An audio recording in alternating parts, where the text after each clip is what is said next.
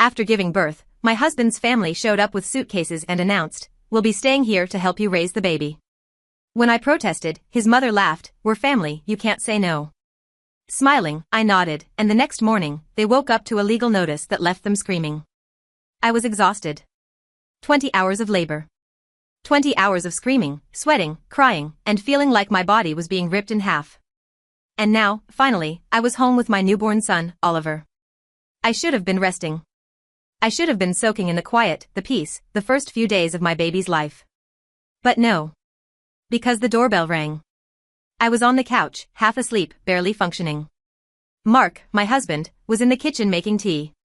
He didn't even glance up. "Can you get that, babe?" he called.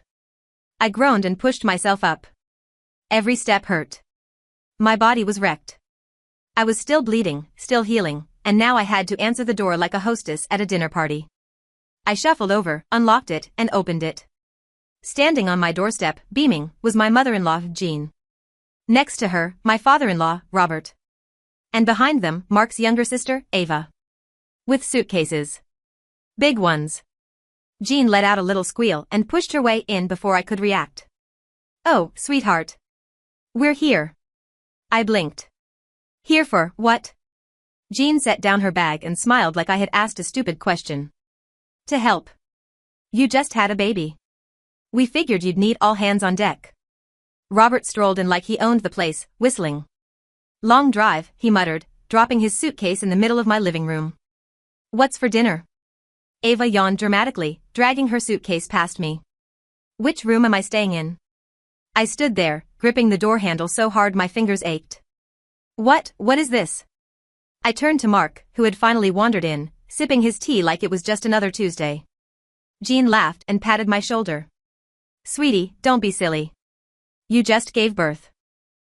You can't handle everything alone. We'll be staying here for a while to help you out." I stared at Mark, waiting for him to tell them no. To stand up for me. To say, "Mom, Dad, Ava, you can't just show up unannounced with luggage like you're moving in." But he didn't. He scratched the back of his head and gave me an awkward smile. "They just want to help, babe." "Help. Right." I forced a smile. "Of course. Your family. Make yourselves comfortable."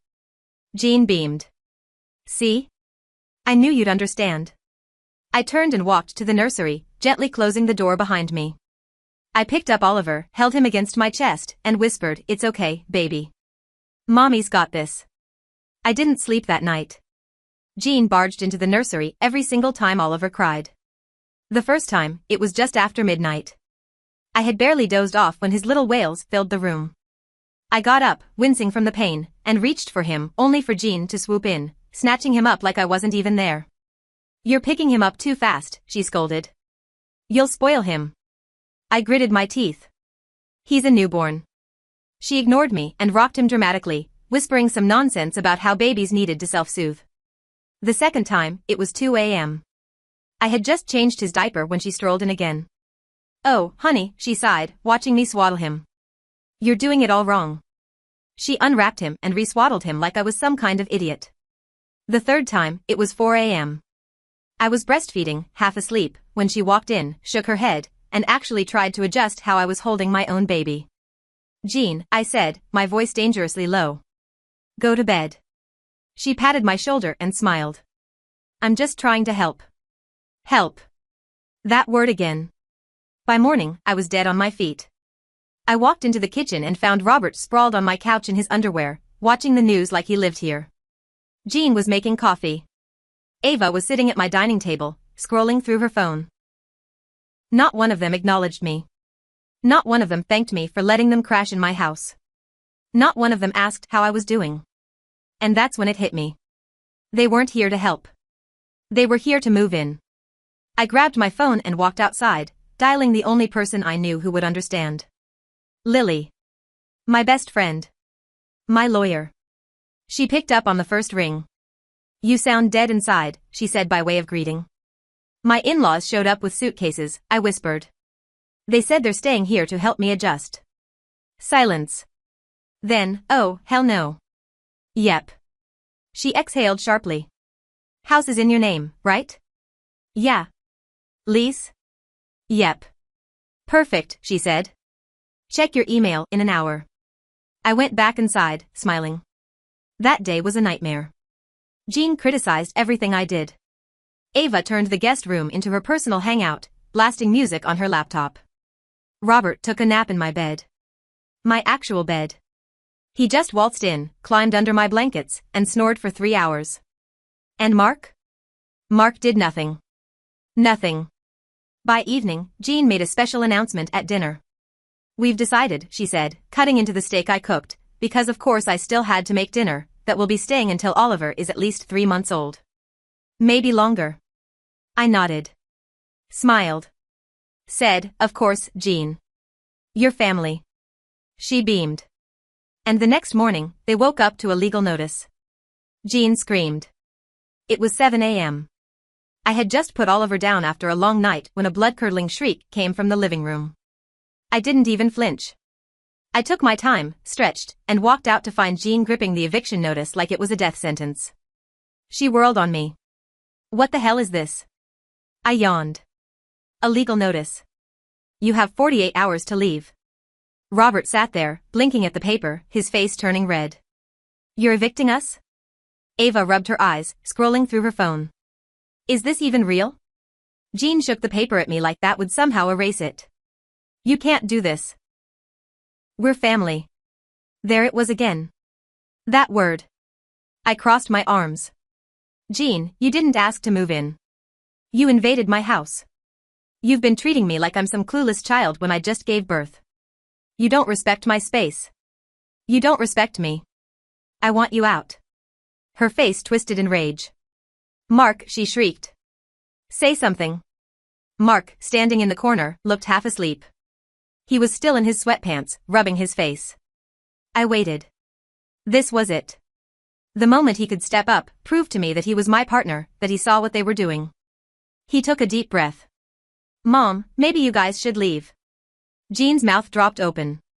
Excuse me? Mark shifted uncomfortably. I mean, it's her house. And, we did just have a baby. She needs space. Jean turned red. She needs us. She needs rest, Mark muttered. And you keep barging into the nursery. Jean's eyes narrowed. I raised you. And this is how you treat me? I could practically see the guilt washing over him. I knew Jean. Knew how she worked. She didn't argue, she manipulated. She made herself the victim until everyone bent over backward to make her feel better. Mark was faltering. I spoke before he could. You have 48 hours, I said coldly. Or I call the sheriff. Jean opened her mouth, then snapped it shut. She knew I wasn't bluffing. And for the first time, she had nothing to say. They stormed off. I could hear Jean and Robert whisper yelling in the guest room while Ava sat on the couch, looking pissed. I went back to my room and locked the door. 2 hours later, Mark came in, looking miserable. Mom's really upset, he mumbled, sitting on the bed. I said nothing. She feels like you don't appreciate her, he tried again. Like she's being discarded. I laughed. Not a happy laugh. Not a funny laugh. A laugh that said, are you seriously saying this to me right now? Mark, I said slowly. Your mother showed up with luggage and announced she was moving in. She hijacked my house, ignored every boundary, and acted like I was a bad mother in my own home. And now she feels discarded? He rubbed his temples. I just don't want things to get ugly. I stared at him. They already are ugly. He sighed. Maybe we can compromise? Compromise what? I snapped. My house? My recovery? My right to raise my own baby without your mother breathing down my neck? She just wants to help. Stop, I cut him off. If you say that word one more time, I swear to God, we glared at each other. And then, the yelling started. I don't even remember everything we said. I was too angry. Too hurt. All I know is that by the end of it, Mark grabbed his pillow, muttered, I need some air, and left. He didn't come back that night. I woke up to Ava banging on my door the next morning. Mom wants to talk to you, she shouted. I ignored her. She's calling a family meeting. I rolled my eyes. Of course she is. I got up, changed, and walked into the living room, where Jean sat stiffly on the couch, holding a cup of tea like she was the Queen of England.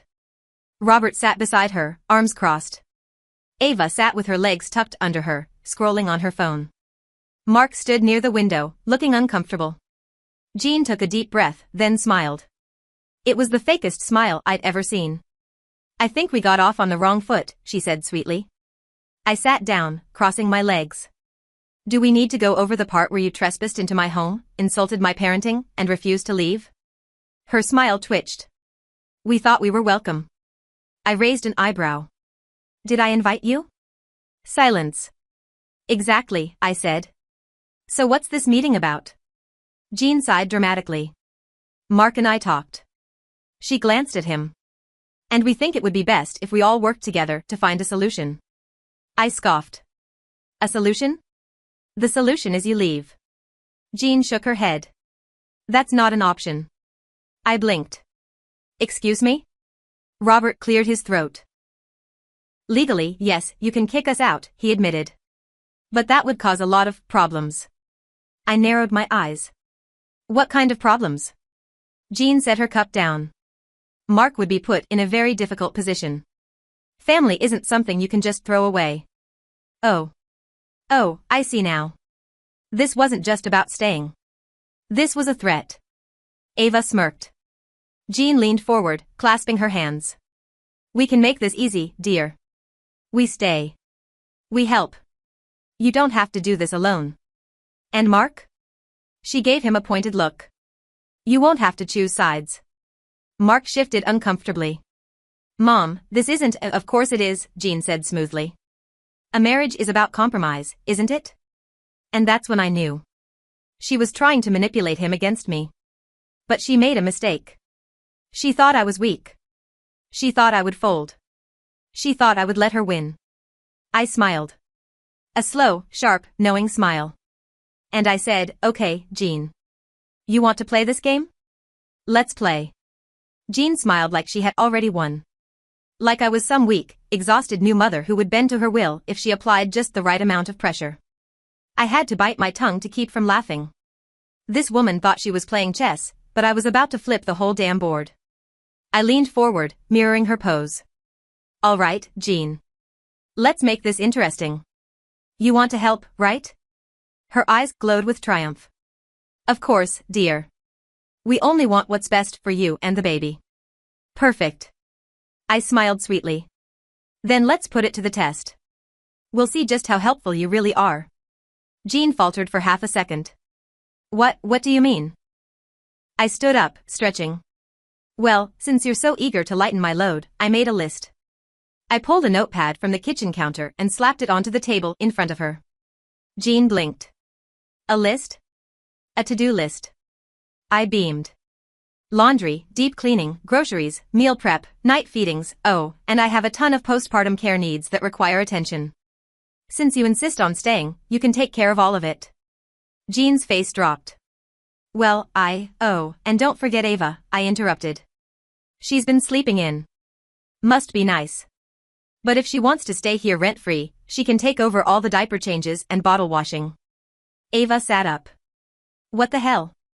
I ignored her and turned to Robert. And you. Robert's mouth was full of toast. He froze mid-chew. You like lounging on my couch all day, right? I smiled. So you can handle all the yard work and house maintenance. Our fence needs repairing. The garage is a mess. The gutters need cleaning. You'll love it. Robert swallowed. Jean stared at me, horrified. You expect us to do chores? I feigned confusion. But you said you wanted to help, Jean. What did you think that meant? Sitting around, drinking tea, and bossing me around while I did all the work? Ava groaned. This is so unfair. Robert muttered something under his breath. Jean was fuming. Mark, bless him, was barely holding back a grin. Well? I asked sweetly. Are you helping or leaving? Jean's jaw clenched. She looked at the list like it personally insulted her. Finally, she grabbed the notepad and stood up. Fine, she spat. If this is what it takes to prove that we care, then we'll do it. Ava gaped at her. Mom, not now, Jean snapped. I hid my smirk. She thought she was calling my bluff. She had no idea that I was dead serious. It was beautiful. Jean started off strong, trying to show me up. She folded laundry aggressively, muttering under her breath. Ava changed one diaper and dry heaved so hard she almost threw up. Robert attempted to fix the fence, hit his thumb with a hammer, and declared that he needed a 3-hour break. By lunchtime, Jean was dripping sweat, Ava was glued to her phone, and Robert was nowhere to be found. I sat back, sipping my tea, enjoying the show. By day 2, Jean had enough. I found her in the laundry room, staring blankly at the washing machine, looking defeated. She turned to me, breathless.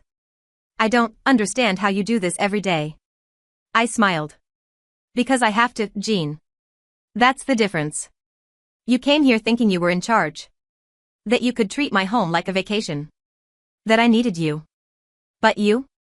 You're already breaking." She swallowed hard. I leaned in. "You don't help people by taking over and making them feel small. You help by respecting their space, their choices, their boundaries. Something you've never done." She stared at me. For the first time, she looked unsure. That night, Mark came into our room, looking nervous. I was rocking Oliver to sleep. I barely glanced at him. "I need to tell you something," he said. I sighed. "If this is another speech about how your mother means well, I don't want to hear it." "It's not that." Something in his tone made me pause. I turned to him. "What is it?"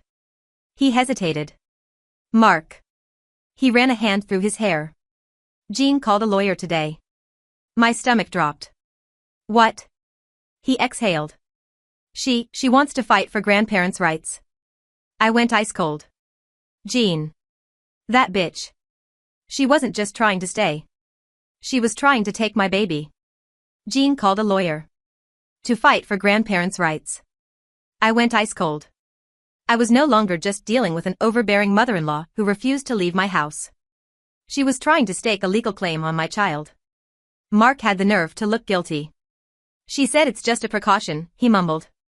I stared at him. "A precaution?" He shifted. "She's worried that you'll cut her off, because she invaded my home and treated me like an incompetent mother?" I snapped. "Because she's been undermining me since the second Oliver was born? Because she thinks she gets a say in how I raise my child?" Mark flinched. "I don't think she actually wants custody. She just wants control." I cut him off. "And you knew about this, didn't you?" Mark's silence told me everything I needed to know. Oh, this was deeper than I thought. I stepped back, gripping the dresser to keep myself steady. "How long have you known?" I asked, my voice eerily calm. He swallowed. "A few days. A few days." My own husband had known his mother was considering legal action against me, and he hadn't said a word. I felt sick. "You let me sit across from her at dinner," I whispered. "You let me smile at her, let me think I was still in control, when the whole time, she was plotting against me." Mark scrubbed his face. "She swore she wouldn't actually go through with it. She just wanted options." I laughed. A harsh, humorless sound. "You let her," I said. "You let her get away with this. Just like you always do." "I didn't think she'd." "Of course you didn't." I shook my head. "Because you never think, Mark. You never stand up to her." I took a shaky breath. "But I will." And then, I walked out. Jean was in the kitchen, sipping her tea like she hadn't just threatened my entire world. Ava was texting. Robert was pretending to read a newspaper. They all looked up when I entered. I didn't bother with pleasantries. "So, Jean," I said, voice like ice. "When were you planning to tell me that you hired a lawyer?" Silence. Jean blinked. "Excuse me?" "Don't play dumb," I snapped. "Mark told me everything. You're looking into grandparents' rights." Jean set her tea down with a soft clink. "Now, dear, don't dear me," I hissed. "You're trying to take my baby." She sighed, like I was being difficult. "You're being dramatic. I would never take Oliver away from you." "Then why the hell did you talk to a lawyer?" Jean folded her hands. "Because I was concerned. You've been so hostile lately, and I needed to make sure I'd still be able to see my grandson." I stared at her. "Hostile?" She nodded primly. "You've been pushing us away since the second we got here. Because you moved into my house without asking. Jean waved a dismissive hand. We're family. That's what family does. Ava scoffed. This is so extra. Robert grunted in agreement. I turned to Mark. Say something. He opened his mouth, then closed it. And that was it. The moment I knew for sure that my marriage was over. Mark was never going to stand up for me. He was never going to pick me. So I made a decision. I inhaled sharply, then smiled. Okay, I said. You want legal involvement? Let's go all in. Jean frowned. What do you mean? I pulled out my phone. I mean, I'm calling my lawyer. She stiffened. That's not necessary. Oh, but it is, I said sweetly. Because I'll be filing a restraining order. Jean's face drained of color. Ava gasped. Robert dropped his newspaper. Don't be ridiculous, Jean snapped. Oh, I'm dead serious, I said. You've overstepped for the last time. You're a threat to me and my child. And Mark? I turned to him. You need to decide right now whose side you're on. His mouth opened and closed. He looked at Jean, then at me. And I knew. I knew he was never going to choose me. I nodded slowly. Understood. Then I turned, walked into the bedroom, and started packing. I left that night. I packed up Oliver, grabbed the essentials, and called Lily, who told me I could stay with her. Mark didn't try to stop me. Jean ranted about how I was tearing the family apart. Ava rolled her eyes. Robert said nothing. I ignored all of them. I walked out the door, strapped Oliver into his car seat, and drove away without looking back. I filed for divorce a week later. I got sole custody. And Jean? She tried to push her grandparents' rights case. But she lost. Because the judge saw what I had seen all along, she wasn't a concerned grandmother. She was a control freak who didn't know when to stop. Mark tried to reach out months later. Said he regretted everything. I never responded. Some betrayals can't be undone. And some people don't deserve second chances.